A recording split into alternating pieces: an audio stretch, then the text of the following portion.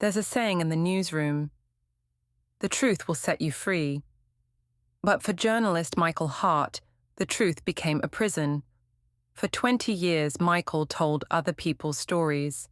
Stories of heroes, victims, corruption, and pain. He had seen the world, and the worst of it, but he always believed in one thing, truth. Until the day he crossed a line, he swore he never would. It started with a headline, "Local mayor accused of bribery." A simple story, but this one felt personal. Michael had grown up in that same town.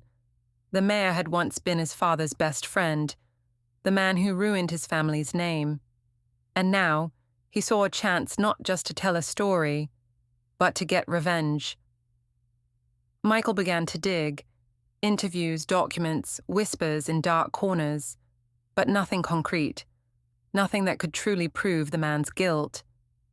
Then one night, in his dimly lit office, he wrote a line he couldn't verify, a small detail, a made-up source.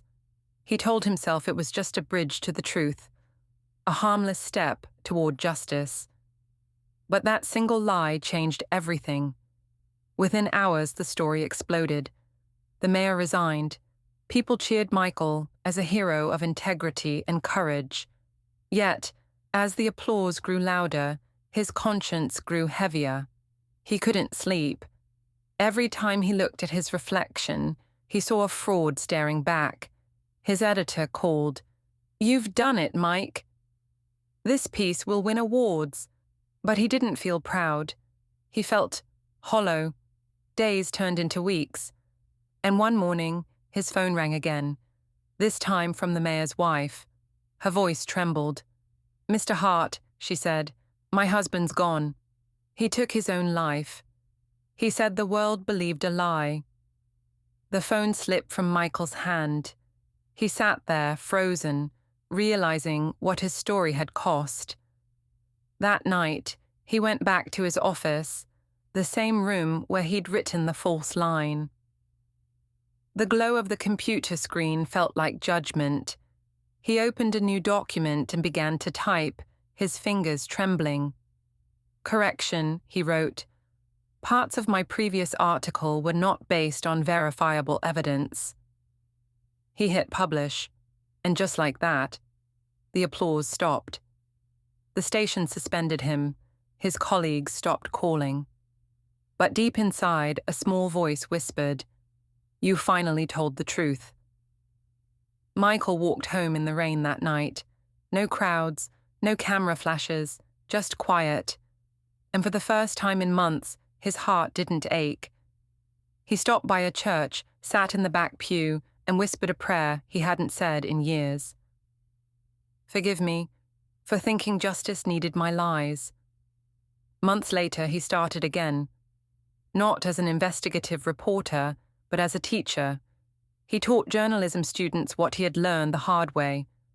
The truth told wrongly is still a lie. One student asked, "Mr. Hart, if you could go back, would you change what you did?" He smiled sadly. "No," he said softly, "but I'd tell the truth sooner."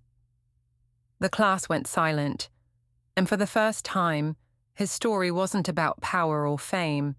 It was about redemption. Michael never wrote another front-page story, but he became the kind of reporter he had once admired, the kind who doesn't just write about truth, but lives by it. Moral, the truth told wrongly is still a lie, because even when the cause seems noble, a lie can destroy more than it saves. If this story touched your heart, remember that integrity is not about being right, it's about being honest. Tell me, have you ever justified a small lie in the name of something good? Share your thoughts in the comments. And if you believe in truth, forgiveness, and second chances, subscribe for more emotional life stories that remind us what really matters. Thank you for listening, and may your truth always shine brighter than your fears.